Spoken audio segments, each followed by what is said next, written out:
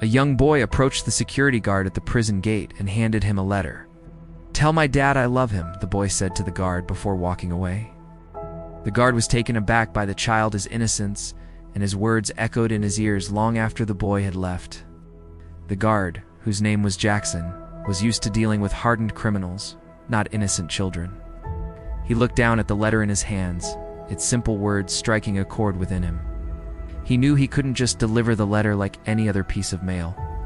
This one carried the weight of innocence, hope, and perhaps a bit of naivety. He walked up to Warden Hayes, a stern man with a no-nonsense attitude. "Sir, we have a letter for inmate number 4789, Jackson said, trying to keep a straight face. He knew that inmate 4789 was serving a life sentence for a crime he swore he didn't commit. A crime that many believed was politically motivated. Warden Hayes sighed. "Inmate Jackson," he said, looking up from his paperwork, "has received countless letters over the years. Most end up as crumpled pieces of paper on the floor. He doesn't get to read them." He paused, looking at the young boy's letter. "Why don't you go ahead and read it?" Jackson suggested. Hayes reluctantly agreed. As Jackson began reading the letter aloud, a hush fell over the room. It was filled with such innocent joy that even the guards present couldn't help but listen. "Dear Daddy," the letter began, "I drew you a picture in school today, but it didn't look like you. Emma said mine will be better because she knows what Daddy looks like. Can I come visit you? Please say yes. We can color together. Love, Johnny." Jackson stopped reading. The letter had been unsigned, but the drawing attached was clear evidence of who it was from. It was a crude but heartwarming picture of a stick figure family. 2 stick figures holding hands, and a bigger stick figure in the middle, labeled Daddy. Hayes felt a lump forming in his throat. He knew that inmate 4789, whose real name was Thomas, had been sentenced unjustly. But in all these years, he had never seen the man crack. Thomas was known for being stoic, never complaining or causing trouble. He was an exemplary prisoner. Hayes looked at Jackson, his face pale. "Let's go see Thomas," he said, surprising himself with his sudden change of heart. Jackson nodded, a smile tugging at his lips. He knew how much this meant to the little boy who had delivered the letter earlier. They found Thomas in the prison yard, his face etched with the hardships he had endured. His eyes, however, still held a glimmer of hope. As Jackson approached him, he could see the years etched into the man's face, the burden of his life sentence weighing heavily on his shoulders. Despite this, there was a gentleness about him that made Jackson feel uneasy about delivering the news. "Mr. Hayes wants to see you," Jackson said, hoping he didn't sound too abrupt. Thomas turned, his eyes widening slightly when he saw the guard approaching him. He stood up, his gaze fixed on Warden Hayes. Warden Hayes cleared his throat. "Thomas," he began, his voice unusually soft, "we need to talk." They walked in silence for a while, each lost in their own thoughts. Thomas's mind raced, wondering if it was finally time for his appeal to be heard. When they reached the office, Hayes sat down, gesturing for Thomas to do the same. "Thomas," he started, "you have a visitor?" Thomas's head shot up, his eyes searching the warden's face for answers. Before Hayes could elaborate, the door opened and in walked a young boy, his eyes wide with anticipation. "Daddy!" The boy cried out and ran towards Thomas, throwing his arms around the man's legs. Thomas, taken aback by the sudden intrusion, hesitated for a moment before scooping the boy off the ground.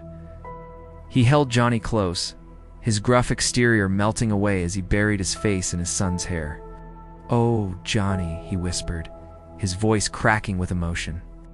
The last time Thomas had cradled his son was during one of his rare visits 5 years ago. Back then, Johnny had been too young to remember much, but now he was here again, reminding his father of the love that still existed outside the cold prison walls. Hayes watched them, his heart heavy with the weight of the scene. He excused himself and left them alone, allowing father and son to reconnect. As the hours passed, Jackson watched the interaction between Thomas and his son.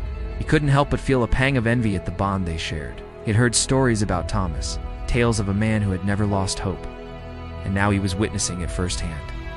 Thomas was telling Johnny stories about his childhood, his eyes twinkling with mischief as he imitated a playful puppy. Johnny in turn was hanging on every word, his imagination running wild. Thomas would pause, looking at his son with a deep sense of pride. In that moment, he realized that his greatest accomplishment was not the life he had lived, but the son he had raised. "Daddy, can we come back tomorrow?" Johnny asked, his eyes shining with hope. Thomas looked at his son, his heart aching at the innocence in those big blue eyes. He knew he couldn't crush his son's hope, not today. "Of course, son," Thomas said, forcing a smile. "Of course we can." He knew it wasn't that simple. Prison rules were strict and visitors were limited. Still, he couldn't bear to dampen his son's spirits. Later that day, as Johnny was preparing to leave, he hugged his father tightly. "I love you, Daddy," he whispered. Thomas returned the hug, his voice thick with emotion. "I love you too, son, more than anything." When Johnny was gone, Thomas slumped against the wall, his emotions catching up with him. He felt a surge of love, hope, and a deep sense of loss. He loved his son more than anything, but how could he convey that in a way that wouldn't hurt the boy? Hayes entered the room, his face grave. "Thomas," he began, his voice soft, "we need to talk." Thomas nodded, knowing that his fatherly facade had crumbled. Hayes sat down, looking at Thomas with a mix of sympathy and respect. "Thomas, I've reviewed your case files and I want to apologize." He paused, searching for the right words. "I believe you are innocent." Thomas looked up, his eyes filled with disbelief. Could it be true? After all these years, someone was finally acknowledging his innocence? Hayes continued, "I know this won't bring back the past years, but I want to make things right. Starting today, I'm going to personally see that you receive a fair trial." Thomas felt a surge of gratitude. Finally, he could prove his innocence once and for all. Hayes said, "In concerning your son, I'll ensure he can visit whenever he wants." Relief washed over Thomas. Could only hope his son wouldn't resent him for the years he had lost. Days turned into weeks, and Warden Hayes kept his promise. He arranged for Thomas to be moved to a more comfortable cell and allowed Johnny to visit as often as possible. The sight of his son's smiling face brought new hope to Thomas's life. One day, Johnny arrived with a drawing for his father. It was a picture of a prison with a bright light shining through the bars. "What does the light mean?" Thomas asked, intrigued. "It's the light of hope," Johnny replied, his eyes shining. "The hope that you'll come back home to us." Thomas felt a lump forming in his throat. He had never felt such overwhelming love and appreciation. As the weeks passed, Thomas's trial date approached. The media had picked up his story. Suddenly, everyone was talking about the wrongfully convicted man who had spent years in prison. On the day of the trial, Thomas, dressed in a crisp white shirt, stood before the jury. He looked at the faces staring back at him, trying to discern their thoughts. Would they believe his story? Would they see the truth? As the trial progressed, Thomas's hope grew. Evidence presented pointed to his innocence, and he felt confident that justice would finally be served. Finally, the jury returned with a verdict. "Not guilty," they shouted, and Thomas's heart soared. He was free. Outside the courtroom, cameras flashed, and reporters shouted questions.